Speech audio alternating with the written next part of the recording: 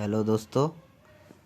आज संडे 3 जनवरी 2021 है। मैंने ये गेम ली चेस पे खेला है और मेरे अपोनेंट की रेटिंग है यहाँ पर 1998 1998। और मेरा अपोनेंट वाइट की तरफ से खेल रहा है, मैं ब्लैक की साइड से खेल रहा हूँ। इस बार मैंने बिनोनी डिफेंस का चुनाव करा क्योंकि मेरे अपोनेंट ने किया था D4, तो मैंने किया C5 बिनोनी डिफेंस। ओल्ड बिनोनी का एक वेरिएशन है ये। फिर मेरे अपोनेंट ने किया E3, मैंने पॉन एक्सचेंज कर दिए। उसके बाद अब मुझे अपने दोनों घोड़े निकालने हैं, तो इसने पहले मैंने किया नाइट टू F6, मेरे अपोनेंट ने किया नाइट टू F3, फिर मैंने किया नाइट टू C6, मेरे अपोनेंट ने किया C3। उसके बाद मैंने पॉन पुश कर दिया D5, मेरे अपोनेंट ने बिशप निकाला कैसलिंग करने के लिए, बिशप टू D3। तो मैंने भी अपना बिशप निकाला और उसके नाइट को पिन किया, उसने कैसलिंग की। और फिर यहाँ पर मेरी मूव आती है E6। मेरा आइडिया ये है कि अब मैं अपने डार्क स्क्वायर बिशप को D6 पर निकालूंगा। इतने में वो मेरे नाइट को पिन कर देता है बिशप टू G5 करके। और फिर मैं इसी बिशप को अटैक देता हूँ H6 करके। मैंने सोचा अब अगर इसने ये नाइट काटा तो मैं क्वीन से काट के क्वीन को F6 पर बैठा दूंगा और फिर वहाँ से मेरा गेम आगे चलेगा। लेकिन इसने नाइट काटा नहीं, बल्कि बिशप को H4 पर बैक ले गया, तो मैंने फिर इस पर टारगेट लगा दिया। हालांकि कंप्यूटर मुझसे कह रहा है कि आप ऐसा कुछ करिए, या तो बिशप निकालिए अपना डार्क स्क्वायर G6 पर, और या अपनी क्वीन निकालो B6 पर। गेम खेलने के बाद मैंने जब एनालाइज़ किया तो कंप्यूटर मुझे ये सजेशन दे रहा है, लेकिन मैंने ये नहीं किया था गेम में।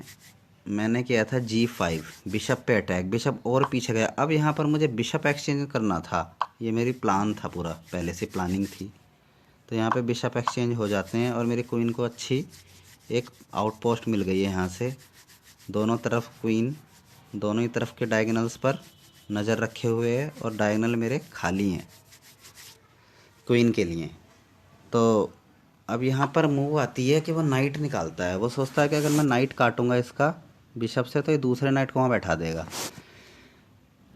ओके, लेकिन मुझे अभी नाइट काटना नहीं था, मुझे पॉन पुश करना था और अपने रुक की इस फाइल को ओपन करना है। मुझे H फाइल को बिल्कुल क्लियर करना है, क्योंकि देखो मेरे वहाँ पे क्वीन D6 पर बैठी है, तो क्वीन और रुक से एक अच्छा चेकमेट की थ्रेड बन सकती है। ये सोच करके मैंने इस पॉन को आगे बढ़ाना शुरू किया और मैं ये सोच रहा हूँ कि मेरा ये पॉन किसी तरह इस H फाइल से हट जाए जो इस समय H5 पे रखा है। तो उसने मुझे चांस दिया है। अब यहाँ पर देखिए मेरे बिशप पे अटैक है। अब यहाँ पर देखते हैं कंप्यूटर ने मुझे क्या सजेशन दी आफ्टर गेम एनालाइज जब मैंने किया। तो कंप्यूटर कह रहा है कि आप बिशप से इस नाइट को काट दो, क्योंकि बिशप तो आपका अब पीछे जाएगा। यानी अगर आप बिशप को पीछे लोगे यहाँ पर F5 पर, तो उसका बिशप आपके बिशप को काट देगा, फिर पॉन से उसे काटना पड़ेगा, तो राजा के सामने की फाइल यानी E फाइल ओपन हो जाएगी, ऊपर से चेक दे देगा, तो फिर राजा डिस्ट्रैक्ट हो जाएगा। तो इसलिए मुझे कंप्यूटर ने यही सजेशन दी थी कि आप बिशप से नाइट काट दीजिए। लेकिन मैंने सोचा कि अगर ये मेरे बिशप को काट दे तो मुझ पर ही एहसान करेगा, तो इसलिए मैंने बिशप सेक्रीफाइस करने का सोचा, इसलिए मैंने कैसलिंग करी और उसने सोचा कि उसे एक पीस मिल गया। तो ये मेरा प्लान था। अब देखो मेरी ये फ़ाइल ओपन हो गई है, मुझे H फाइल ओपन करनी थी और ये बिशप दे करके ही हो सकती थी। अब नाइट पर अटैक है, अगर यहाँ से नाइट हटाया इसने कहीं तो सीधा चेकमेट है इसका, क्योंकि क्वीन टू H2 चेकमेट। लेकिन उसे ये बात पता है, तो इसलिए उसने क्वीन का ही रास्ता रोक दिया नाइट से। मैंने नाइट से नाइट एक्सचेंज करे और फिर यहाँ पर क्वीन मेरी फिर से क्वीन का डायगोनल क्लियर हो गया और रुक की फाइल भी क्लियर है H फाइल। तो फिर वही प्रॉब्लम। तो अब इसने इस बार क्वीन के डायगोनल को ब्लॉक किया G3 करके। तो मैंने सोचा कि मैं यहाँ पे रुक डबल करता हूँ, इसलिए मैंने रुक को H3 पे लगाया। मेरा आइडिया रुक डबल करने का है, तो उसने मेरे रुक पर लगाया किंग से अटैक, तो मैंने रुक डबल किए। अब इसने रुक रख दिया किंग के ऊपर, और जो कि कंप्यूटर के सजेशन के हिसाब से अच्छी चाल है, ठीक है। तो फिर मैंने यहाँ पर अपना पॉन पुश कर दिया। ओके, आगे बढ़ते हैं। इसने किया रुक टू C1। मैंने पहले चेक दिया, queen to D5 check, check बचा के गया वो F1 पे। अब मैंने रुक एक्सचेंज ऑफर दिया। अगर इसने रुक एक्सचेंज कर लिया तो मुझे फ़ायदा होगा, मेरा एक रुक कटेगा, दूसरा रुक उसे काटेगा, और फिर चेक मिलेगा। किंग जाएगा E5 पर, E2 पर, तो वहाँ से मैं इसकी क्वीन भी अपने रुक से काट सकता हूँ।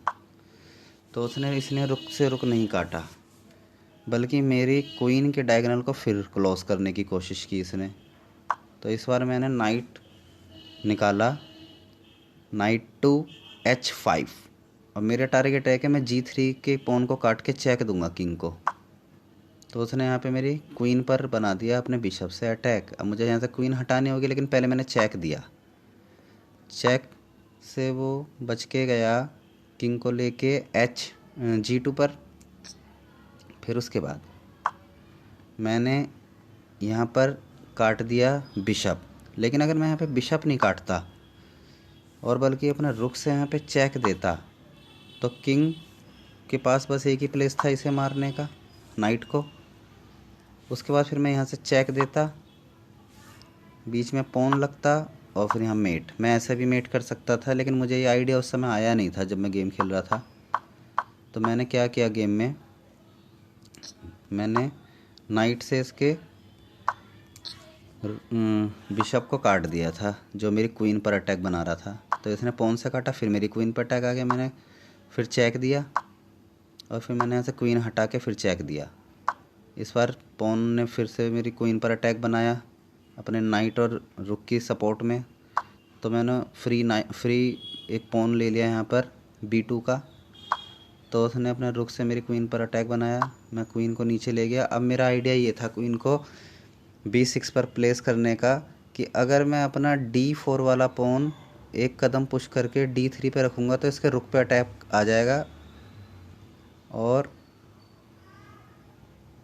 मेरे इस क्वीन का डायगोनल भी ओपन हो जाएगा। किंग की साइड जाने वाला जो डायगोनल है, ये मेरी क्वीन से लेके और इसके किंग तक जो जाने वाला डायगोनल है, ये ओपन हो जाएगा।